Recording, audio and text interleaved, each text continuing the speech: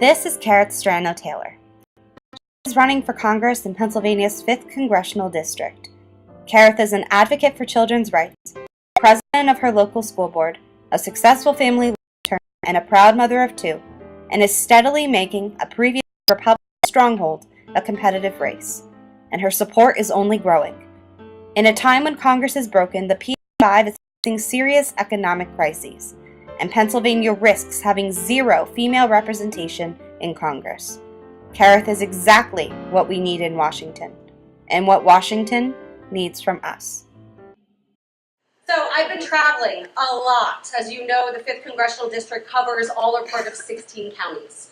We are one of the largest congressional districts east of the Mississippi, and we go from Erie to Tioga, south to Huntington, west to Venango, back north, and everything in between. And we have conversations that differ. Because we're such a big district, we have a relatively liberal arm down in the State College area, right? We have really strong union presence up in Erie and Warren and Venango. We have a more conservative space in the middle, but I can tell you what everyone agrees on. Everyone.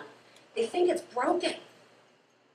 Our government is broken. Washington is broken. And when I ask them what they mean by that, they are clear and they never differ. You know what they say to me? We've been bought. Our government has been bought.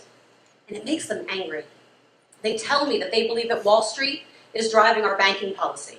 They believe that GE and Shell and BP are driving our energy policy. And Monsanto and ADM, they're driving our ag policy. And you know what they say to me? Where are our lobbyists? They have lobbyists pouring millions of dollars into our system, drafting legislation that suits them. What about me? And it's not just Democrats. This is Republicans too, asking me the question. And every time they ask me, the answer's the same. We are supposed to have lobbyists. They were supposed to be the people we elect to Congress.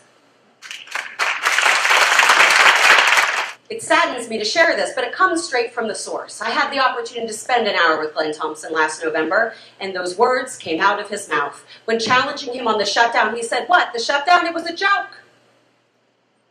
I have yet to find a single person who thought that was funny. In Brookville, I sit as the president of my school board, and I was just informed by the president of our union that we made recent history in Brookville. I had no idea why, I had no idea how until he shared this with me, and it made me very proud, so I'm going to share it with you today. We settled a contract, and in our district, we had 2 strikes in 5 years. Really tore our community apart. When I came onto the board, we settled 2 contracts with unanimous votes, but we still had the teacher's contract to do. And we worked hard since January. We voted first, which is not something that we typically do, and the teachers approved our contract on Friday at 4 o'clock, and I get the phone call, and the president of my union says to me, "Kerith, we made recent history today." I said, "Why is that?" And he said, "We haven't settled a contract without a work stoppage in 25 years.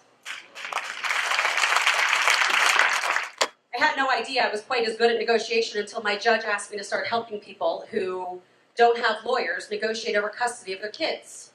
We used to have a free legal service that helped these people, but when funding got cut, thank you, Governor Corbett, we had people coming into our system asked to negotiate. They had no idea how. So they stood in the hallway screaming at each other.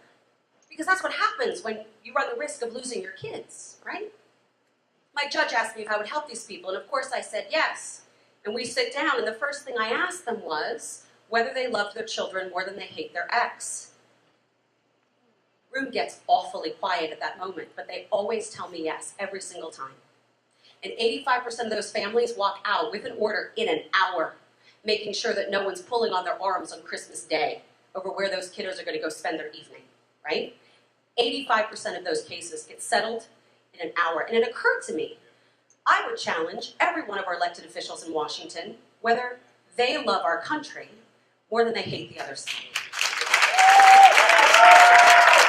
And I know every single person in this room, we love our country more than we hate just about anything. And the people across the 5th District feel the same way. And what they're asking for is someone to step forward and say, we do too. And we're willing to go to Washington and actually do the work that helps the folks sitting in this room.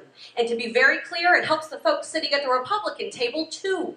Because it's about doing the work for the people of the 5th Congressional District. It's not about doing the work for the folks from oil and gas.